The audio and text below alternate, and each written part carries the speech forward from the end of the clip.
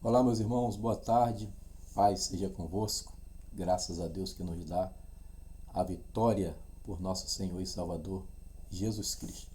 Nós continuamos lendo e explicando a Bíblia Sagrada, mas agora estamos numa nova série de estudos, estamos falando sobre os heróis da fé e hoje vamos falar sobre Elias, o profeta do fogo. Não sai daí.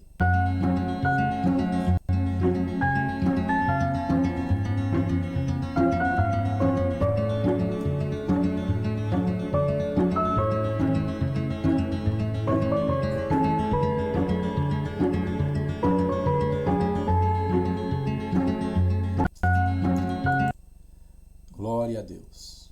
Vamos lá, minha gente. Vamos falar um pouco sobre o profeta Elias, profeta do fogo. Que mais direi? Diz Hebreus 11:32. Faltar-me-ia tempo contando de Gideão, de Baraque, de Sansão, de Jefté, de Davi, de Samuel e dos profetas. Estamos agora falando sobre os profetas. O profeta Elias é um dos nomes mais digamos assim, destacados na Bíblia como um homem poderoso, um homem que fez descer fogo do céu, e é por isso que nós colocamos esse título, o profeta do fogo, porque no duelo com os profetas de Baal, ele orou e veio fogo do céu, quando ele orou choveu, mas Elias também foi arrebatado numa carruagem de fogo, e é por isso que também algumas correntes teológicas, alguns teólogos acham que ele seria uma das duas testemunhas, porque elas até fazem também descer fogo do céu. É apenas uma teoria, está lá na leitura da Bíblia em Apocalipse, no capítulo 11. Vamos lá, deixa eu ver aqui o texto sobre o profeta Elias. Vamos falar um pouquinho? Bem, o texto é longo e eu não vou ler tudo, mas está aí na tela para você. 1 Reis 17 a 19. Então são 4 capítulos dedicados aqui, exclusivos ao profeta Elias. Primeiro, ele diz que não choverá, senão segundo a minha palavra. É muita autoridade. Não choverá, senão segundo a minha palavra. Daí, capítulo 17 se destina a isso. Ele foge para o ribeiro de Querite, onde ele é sustentado por um tempo por corvos que traziam carne nos horários específicos, né, para que ele se alimentasse, né? Traziam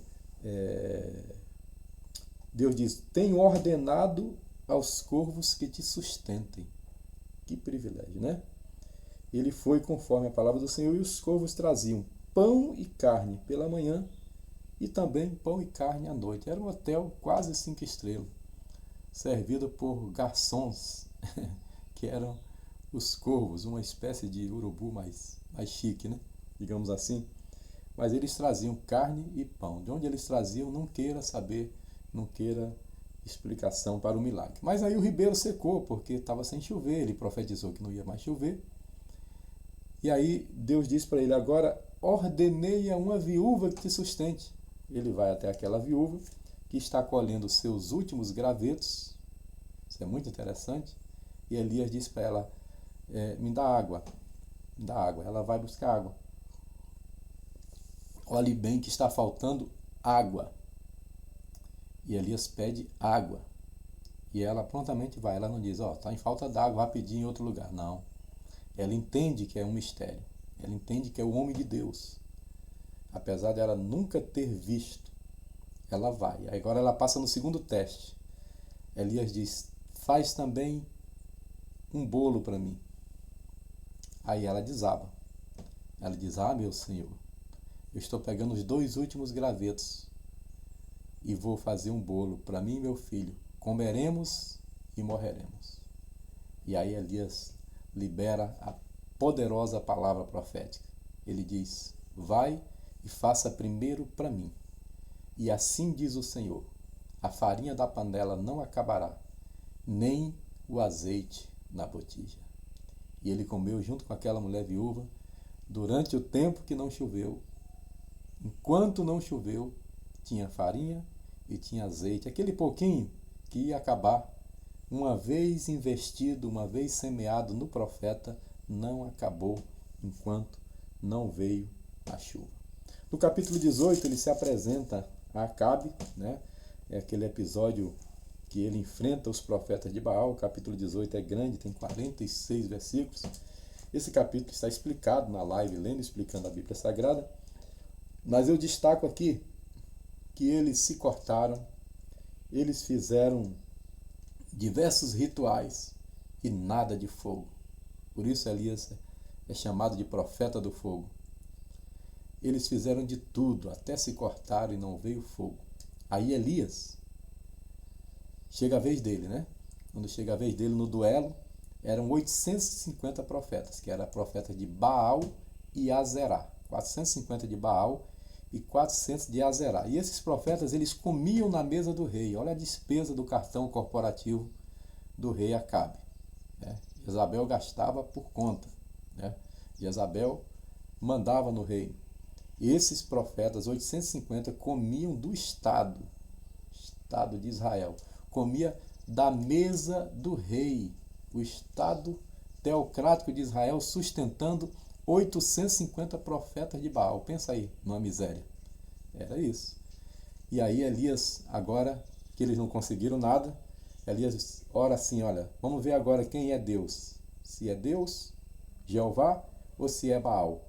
Aí Elias manda restaurar o altar do Senhor que estava quebrado, primeiro passo. Segundo, ele mandou fazer uma vala em volta do altar. Terceiro, ele mandou derramar água. Para, pastor João Neves. Está faltando água há 3 anos e meio. Aqui na rua só está faltando há 3 meses e o povo já está desesperado. Olha aí, meu povo do caminho da serra. Na época de Elias foi mais difícil, foi 3 anos e meio. Aí ele pede para derramar água na vala. Para, profeta Elias. Será que você não sabe? Eu sei que você está lá no Ribeiro de Querite, está morando com a viúva que não tem celular, né? Não tem televisão, então você não deve estar sabendo. Não chove há 3 anos e meio. Acho que quem profetizou foi você mesmo. Ninguém perguntou isso. Vindo de Elias a ordem, eles cumpriram. Aí Elias disse, traga mais água, para provar mesmo. Traga de novo, 3 vezes, em nome do Pai, do Filho e do Espírito Santo. Depois que eles derramaram todo o recurso que tinha, ali é como se fosse a última oferta, a última água que temos. Elias fez uma breve oração e desceu fogo do céu e lambeu o altar, lambeu também a água, lambeu tudo que estava em volta. Porque quando o profeta é profeta de fogo, até lenha molhada pega fogo. Aleluia? Vai dando glória aí, crente. Quando o profeta é profeta de fogo, até crente frio pega fogo. Então não culpe os crentes. Culpe você se não for profeta de fogo. E o profeta de fogo, igual a Elias, quando ele prega, até os crentes mornos, crente molhado, crente frio, aí pega fogo de qualquer jeito. Quem está pregando é Elias. Mas esse Elias poderoso, no capítulo 19, ele recebe uma mensagem. Nunca receba a mensagem de Jezabel. Nunca abre o page, né? Tem page explodindo aí agora, lá no Líbano, né?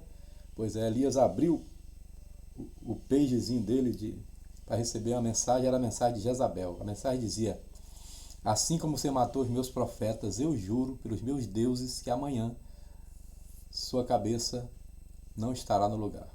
Pronto, o homem entrou em depressão. Se escondeu, foi chorar e pediu para morrer.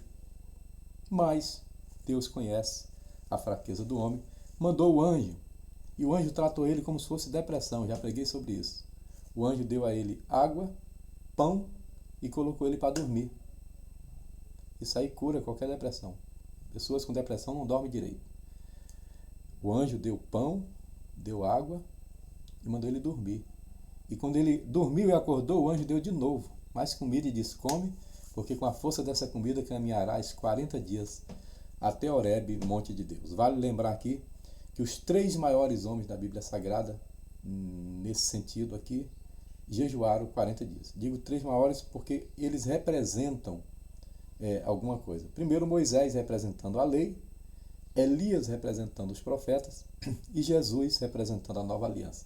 Somente os 3 é que a Bíblia menciona que jejuaram 40 dias. Moisés, Elias, Jesus. Lei, profetas e nova aliança. Ok? Então Elias vai até Monte Horebe e Deus diz: por que estás aqui fazendo, Elias? Que fazes aqui, Elias? Porque Elias estava acostumado a ser profeta do fogo. Aí veio um fogo, Deus não estava no fogo. Veio um vento, Deus não estava no vento. Veio tempestade, Deus não estava na tempestade, não estava na chuva. Depois veio uma voz mansa e delicada. Deus estava dizendo assim para Elias: Elias, eu falo do jeito que eu quiser, na hora que eu quiser. Eu uso quem eu quiser. Que tem pregador que acha que Deus só usa ele. Pois é, aprenda. Deus fala como quer. Deus veio numa voz mansa e delicada e falou: que faz aqui, Elias? Seu lugar não é aqui. Seu lugar é pregando a palavra. Mas já que você está desistindo do ministério, tudo bem.